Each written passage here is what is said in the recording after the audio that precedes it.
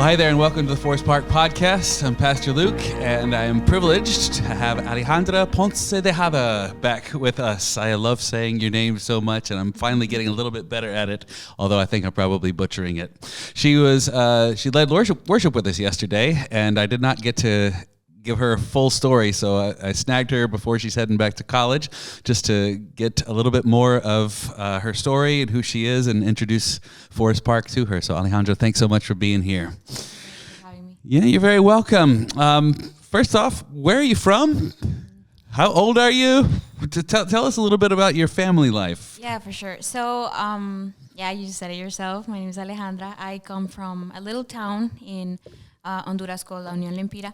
I grew up with a Christian family. I'm 19 years old, and I enjoy music. I enjoy reading books, and I love knitting, basically. So that's just a little bit of my hobbies. Knitting. Oh, Yes. who got you into knitting?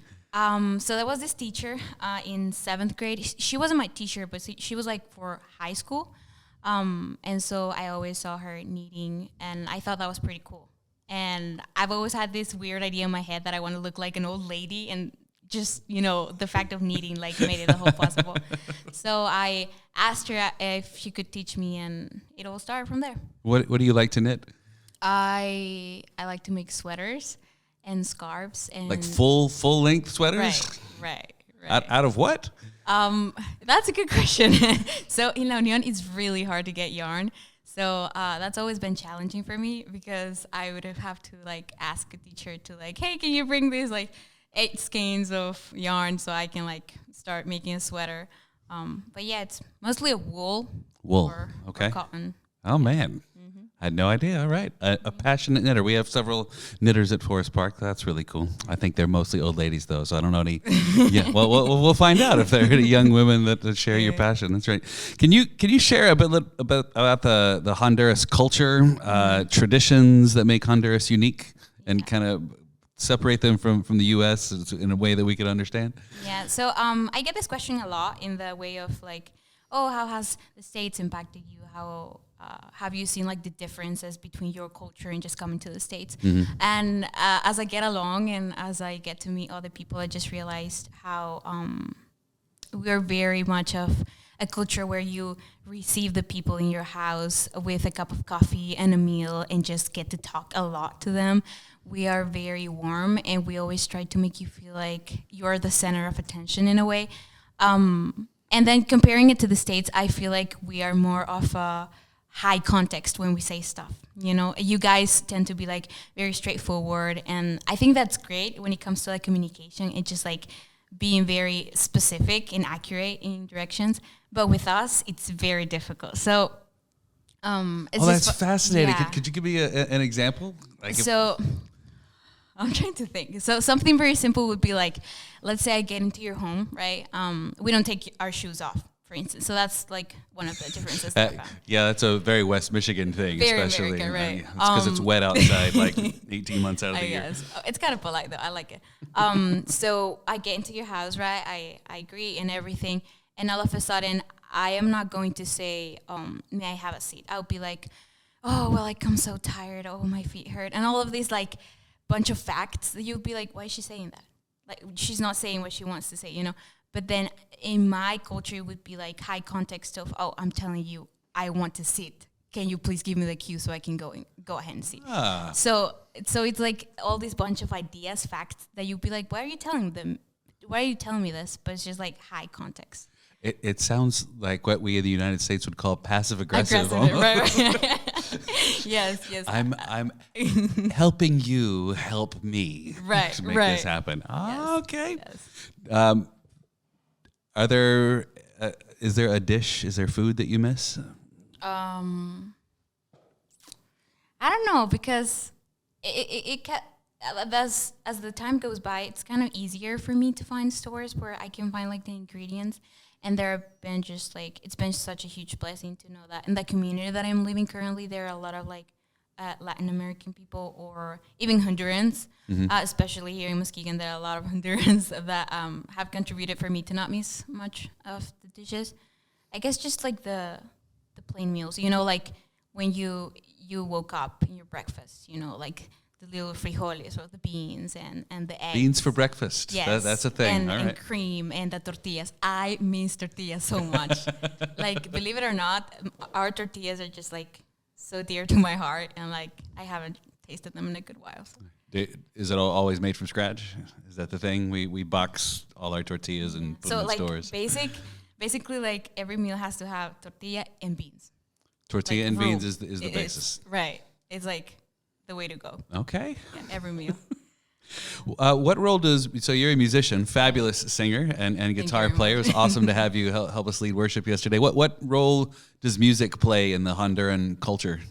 To be fair, not so much as you would expect, especially from my family. We don't come from a background where music is important.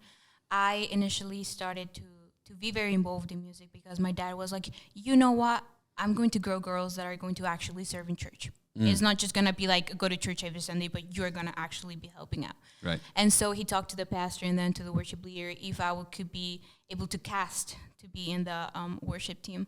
And so that's basically how I got into it. But as a matter of when it comes to culture, well, I wouldn't say that like music is like a big part of it. Okay. Yeah. Right, I mean, like, we're very, spicy and like. Well, that's really cool of your dad, though. He was like, "No, my daughters are gonna Right. serve." So, Yeah. How many siblings do you have? I'm the middle child. You're the middle child. Represent. Yeah. let's Yes, go. middle children. Yeah. We're the ones that are overlooked. That's yes. why we had to develop cool personalities. Right. It's my older sister Jennifer. She's 20, and then my little sister. She is 10. Naomi. Okay, house full of girls for your father. Yes. That's amazing. How has growing up in Honduras shaped your perspective on life, relationships, and Christ? Is that too broad of a question? No. Okay. You're good. It's definitely been something else. I feel like most of my life I've lived in a bubble when it comes to living in La Union because I wasn't so exposed to everything that I just started to get to know once I got to college. Coming to the States just really opened my perspective to be more empathetic with people. Living in La Union has just shaped me to be more loving to people in a way. It's just, I just grew up in that basis, All I knew was like to love people the way that we serve and like the way culture just grows and, the community just helps each other. I feel like growing in La Union just gave me a basis for me to know what it looks like to love people. Okay, that's awesome. Oh, very, very powerful. So you grew up in a Christian family, so Christ has always been alive and active in your world. When did your relationship with Christ really become your own? I feel like it was mainly when I actually accepted Christ. So when my dad talked to the worship leader about me joining the worship team, he never really thought of asking me, like, hey, is Jesus actually in your heart? Are you just faking it or is it real?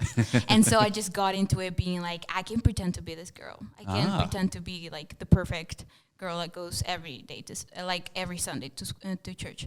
And so it wasn't until like a year after being in the worship team that we made this little retreat as in the woods. And it was in this moment where the pastor that was leading back then was like, if you feel like you've gotten far from God or you haven't actually accepted him at all, this is your chance. And so I just remember myself crying my eyes out, being like, Jesus, I'm so sorry. I faked it the whole time. And it was like a surrender and a complete change. Wow.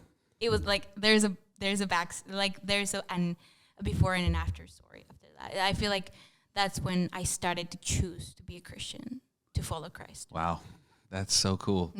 So tell us about your relationship. How do you get in West Michigan? Who are the people here? What's the story about a girl from Honduras making ways to the Moody Bible Institute? Yes. So if you've been in the mission trips that Forest Park has organized over the years. We have one coming up August 15th. We're heading, a group of Forest Parkers are heading down. Well, if you haven't figured out where we are from, like where I am from, you'll figure out eventually.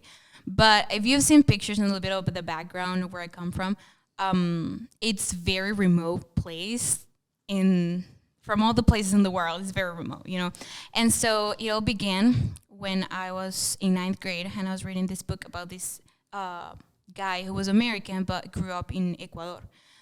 His parents decided that after having raised him in the culture of Ecuador, they wanted to send him to Moody Bible Institute in Chicago. It was just a complete opposite poles, because it was from the jungle to the city. And so I read this story and it impacted me so much that I was like, oh, maybe I should try this school, right? And then when I got to my senior year, I was looking into various schools and was like, I want to be a missionary. So why not looking for a place that actually supports the idea? Mm-hmm. And the first thought was, oh, I should apply to Moody. The fee to apply to the school was $50 or $50. And the first thing I was like, oh, you know what? Forget it. If I have to pay a fee, then maybe it's God tell me, it's not worth it. My sister. It's a barrier, right? Yes, I know. I was like, my sister was like, no, I'm going to give you the money. So she handed me this $50 bill and was like, you're going to apply. And if God really wants you to go there, he's going to open the doors. She had such a faith back then and still has. And it's someone that has like constantly pushed me to go further when it comes to trusting God. And so I did. I applied. That week, she'd been in Forest Park, and it happened to be that she sat right next to Ruth Bryson.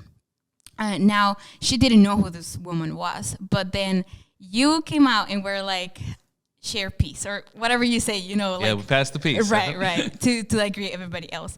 And it turns out that the woman was like, oh, tell me about you. Where are you from? And the more Ruth heard about our background and where Jennifer back then came from, she was like, oh, you know what? My husband and I had this fund to help people that want to go to Moody. If you want to transfer your credits from your current college to Moody Bible Institute, I can help you with that. And so my sister was like, no, wait a minute. My sister, Alejandra, is actually applying to Moody Bible Institute. What? You should give it to her. And so I remember that day when she told me, it gave me goosebumps, because I was like, I'm getting goosebumps right now. That's amazing. I know, from all the places that she could have mentioned, any school, it had to be Moody Bible Institute. And it was like a confirmation, like, actually, Jesus wants me to go there. It was mind blowing. And I remember crying out so much and being just like so excited. All because Pass the Peace, by the way, Forest Park. Yes, you keep doing that. But yeah, it was crazy just how God ordered every event in order for us to meet certain people. So many people that really have been such a blessing for us to meet other people and just make connections that he wants us to do. All right, so your sister came to Forest Park first. Right. How did that happen? So she applied to college a year before me. She's just a year older. She's a sophomore now in Grace College. And so she just received various scholarships in order to come to the States. Okay. And after a lot of hard work and just compromising to make a part of her earnings in her job for her school fees, she was able to come to the States. And she started meeting people that then she talked to about me, and then these people were interested, and it was just like all these connections and these little talks and these little contacts made up to just coming to Forest Park and being able to just be here. That is phenomenal. So it had nothing really to do with All Day of Coffee, or was that that was a big part. That was a big part of it. That was a big part.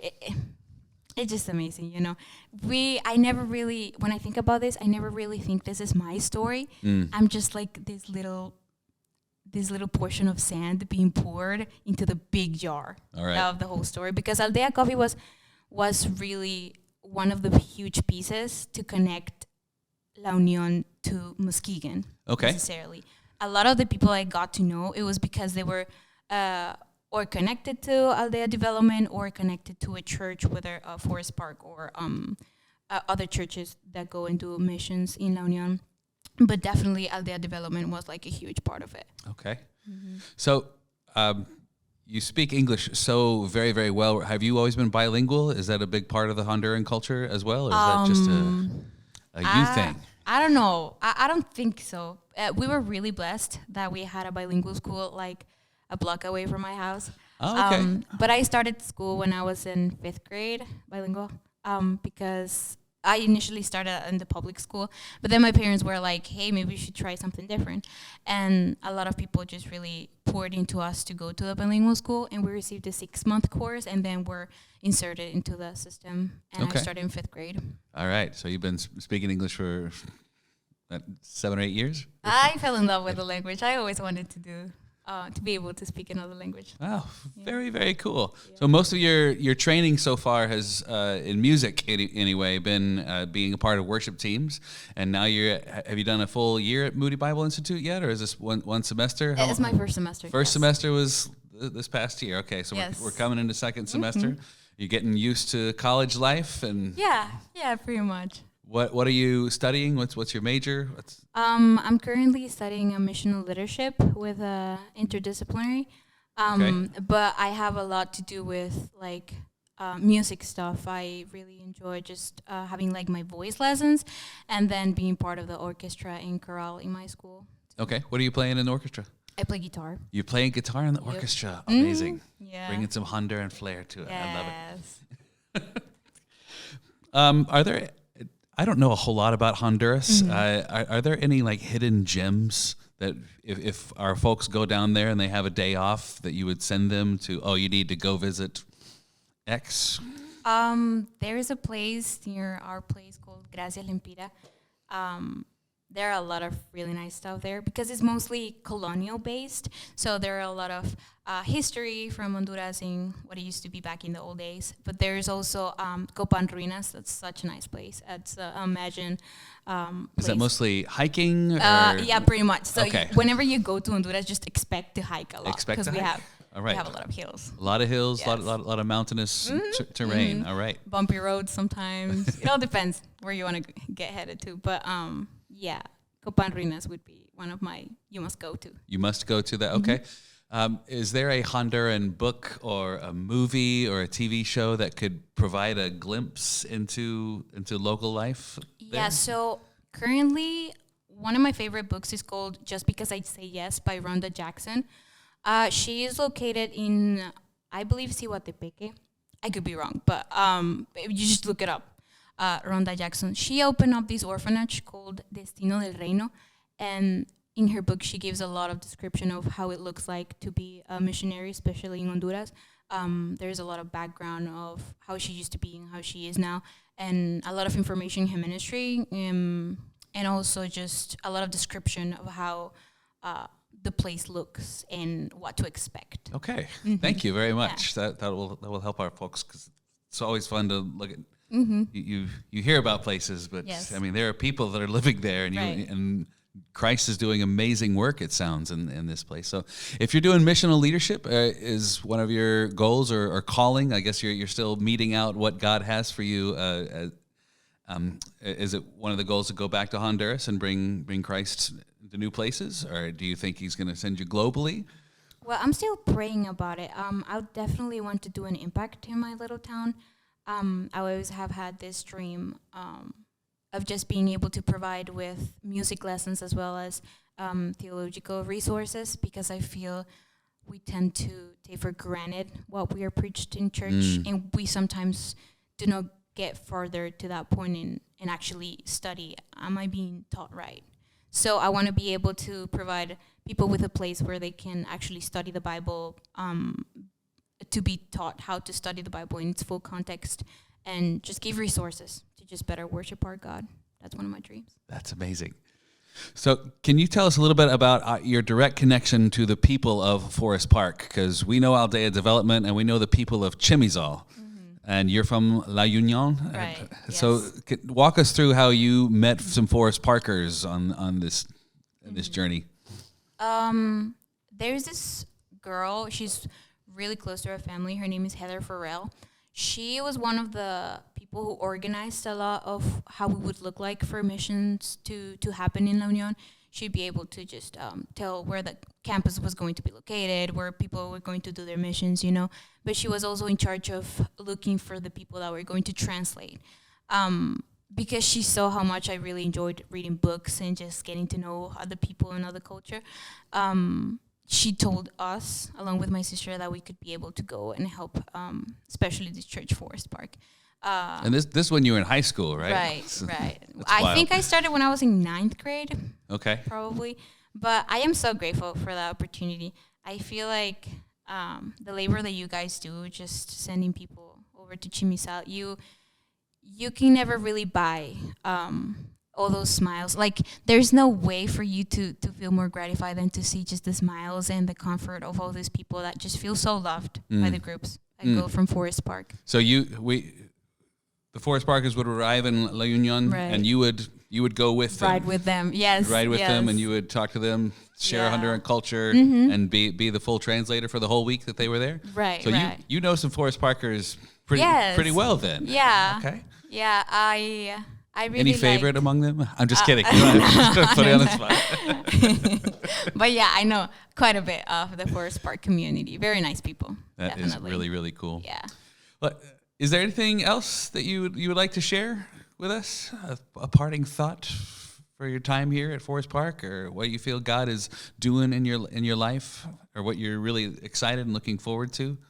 I am excited to just see how God, because you see, sometimes He can be funny. That's how I put it. I'm just excited how He's going to work in my life, to see how I can trust Him better, and just the people that are going to come along in the way. So yeah, that's pretty much it. I'm very grateful with Forest Park community. They've always embraced me well, and whenever I get it in church, there's always like Chip, who's always like super excited. I remember your name, you're Alejandra, right? Or other people like Lori, like, oh my gosh, look at you, you're looking good today. It's just, very warm community, always very thoughtful and trying to make you feel like you're at home. So I really like it here. Awesome. Well, Alejandra, thank you so much for stopping by. You are a fascinating individual, and we wish you nothing but blessings and joy as you get this degree and prepare for the amazing mission work that God has ahead of you. Thank you very much.